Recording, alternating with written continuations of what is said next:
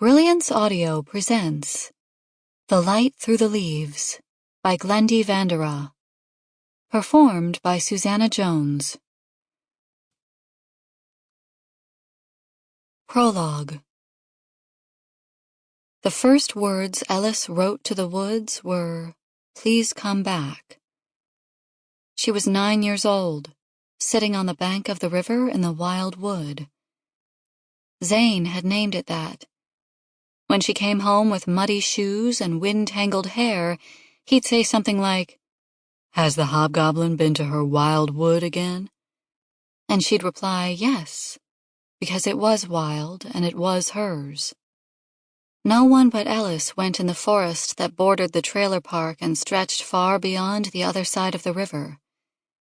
Other people thought that bit of water and trees was just a lot of nothing. They couldn't see how pretty it was. To get in from the trailer park, they would have to know how to crawl through a thicket of rose and blackberry thorns. Ellis knew the exact spot. It was like a magic door.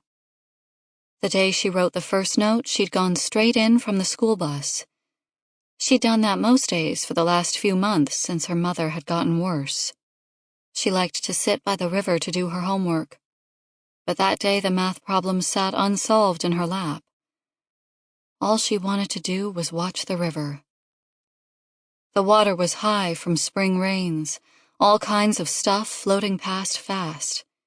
Leaves, branches, a paper cup, a ghostly white cloth that might be a t-shirt slithered over a riffle of rocks. It caught on a submerged branch for a while, but the river worked at it, pulling and fretting, until the cloth jerked away from the branch. Ellis sat up to see if it would get caught again, but the ghost shirt disappeared, sucked by swirling currents into the deep black water. For some reason, she felt as if her insides had sunk down with it. She ripped a little square from her notebook paper and wrote the 3 words, "Please come back." She stared at them for a long time, then added 2 more. From Ellis. She folded the paper in half and tossed it into the river.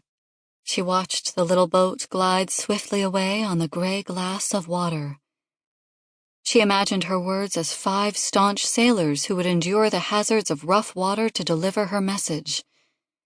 She watched those words until they disappeared around the river bend. Sending the message felt satisfying, as if something important had transpired between her and the river. Sample complete. Ready to continue?